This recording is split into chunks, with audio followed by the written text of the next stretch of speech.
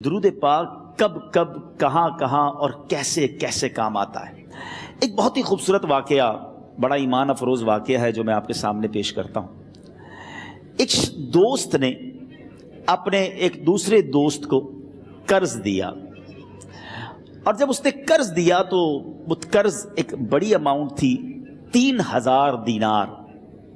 وہ ٹائم آ گیا جب اس ٹائم وہ قرض لینے کے لیے اپنے دوست کے پاس گیا کہ بھائی مجھے میرے پیسے واپس دو، تو اس نے کہا کہ پیسے تو نہیں ہے میرے پاس، میں کولیپس ہو گیا ہوں، بزنس اب میرا ختم ہو گیا ہے، میں تمہاری رقم نہیں دے سکتا۔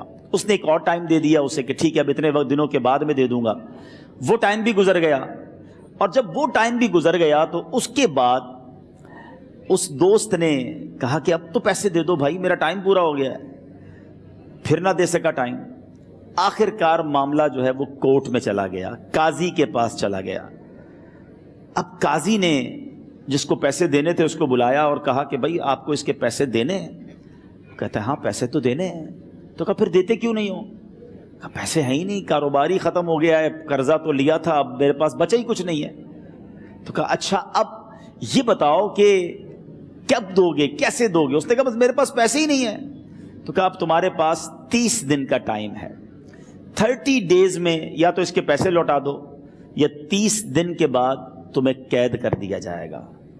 یہ شخص اب گھر آیا، پیسے تو تھے نہیں، مگر شاید علماء نے لکھا کتابوں میں، یہ واقعہ کئی بڑی بڑی کتابوں میں لکھا اور درود پاک کے فضائل کی بڑی بڑی کتابوں میں لکھا، اور اس شخص نے سوچا کہ اس نے ایک حدیث پاک پڑھی ہوئی تھی کہ جس میں نبی پاک علیہ الصلوۃ والسلام نے فرمایا ہے، جس کا مضمون ہے کہ جو شخص پریشان ہو، مصیبت زدہ ہو، اسے چاہیے کہ مجھ پر کثرت سے درود پاک پڑھے، کیونکہ درود پڑھنا مصیبتوں اور پریشانیوں کو لے جاتا ہے۔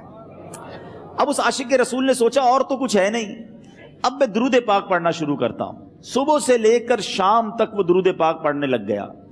27 دن گزر گئے، only 3 days left، 3 دن باقی تھے قاضی کے پاس جانے میں۔ 27 دن گزر گئے درود پڑھتے پڑھتے۔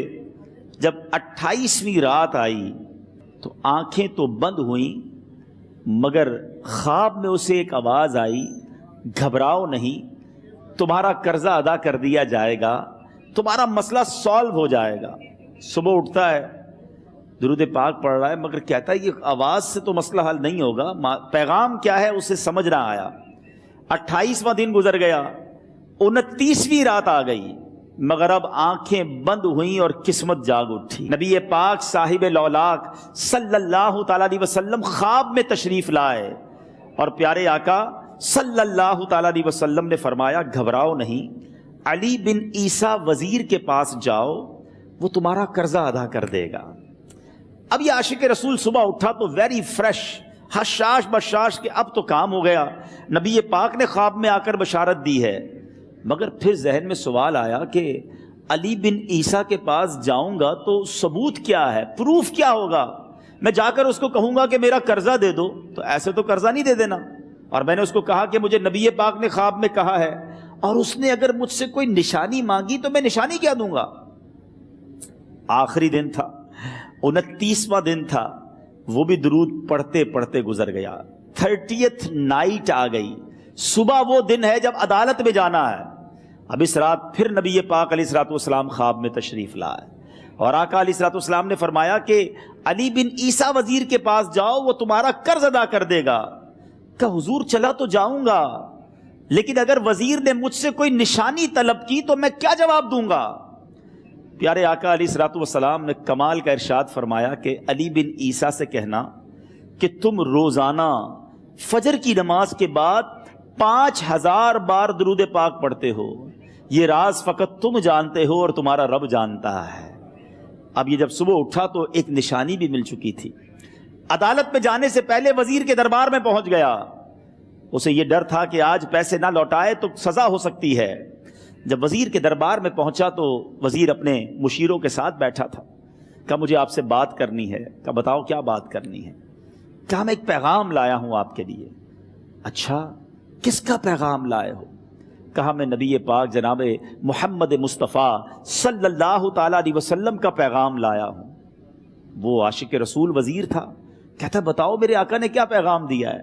کہ حضور میں 3000 دینار کا مقروض ہوں، آج آخری دن ہے اور میرے آقا نے مجھے بشارت دی ہے کہ آپ سے کہوں کہ آپ میرا قرض ادا کر دیجئے۔ علی بن عیسیٰ کہتا ہے کوئی ثبوت ہے آپ کے پاس؟ ہے کوئی دلیل بھی ہے آپ کے پاس؟ میں کیسے مان لوں کہ آپ کو نبی پاک علیہ الصلوۃ والسلام نے بھیجا ہے؟ عاشق رسول کہتا ہے خالی ہاتھ نہیں آیا، میرے آقا نے مجھے دلیل بھی عطا فرمائی ہے، مجھے ایک ایویڈنس بھی دیا ہے، اور پروف یہ ہے حضور کہ آپ روزانہ صبح فجر کی نماز کے بعد نبی پاک صلی اللہ تعالی علیہ وسلم کی بارگاہ میں درود و سلام کا نذرانہ پیش کرتے ہیں۔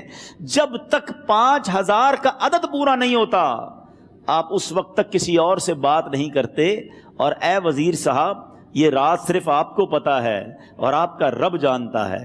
اللہ اکبر۔ وہ وزیر تو جس کو کہے نا جھوم اٹھا، ایسا عاشق رسول وزیر تھا جو روزانہ صبح 5000 درود پڑھتا ہو، اس کی تو عید ہو گئی نا۔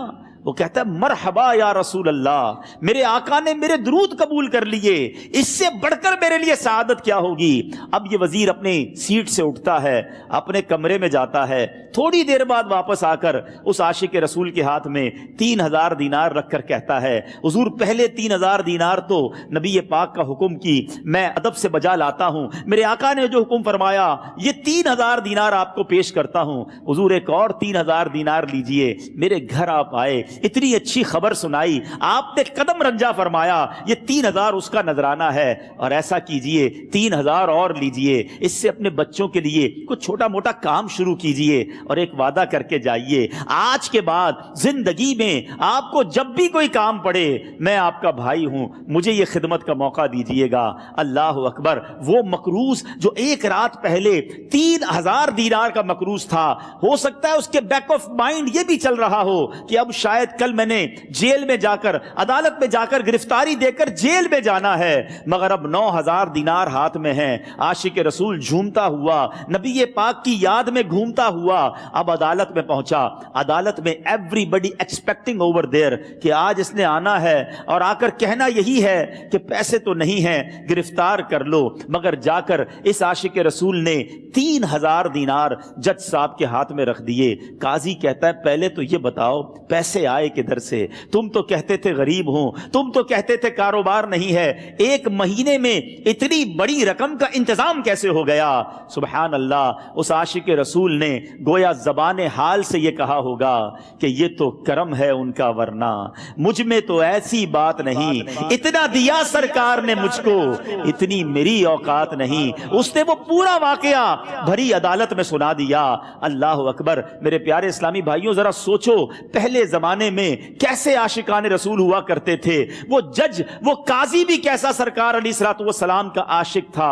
اپنی سیٹ سے اٹھتا ہے، بھرے دربار میں، بھری عدالت میں، وہ اپنے چیمبر میں، اپنے کمرے میں جاتا ہے، اور تھوڑی دیر بعد واپس آ کر اس کے ہاتھ میں بھی 3000 دینار ہیں، اور وہ 3000 دینار جو ہے وہ اس عاشق رسول کے ہاتھ میں رکھتا ہے کہ سارا ثواب علی بن عیسیٰ کیسے لے جائے، میں بھی تو نبی پاک کا غلام ہوں، میں تمہارا قرضہ میں ادا کرتا ہوں۔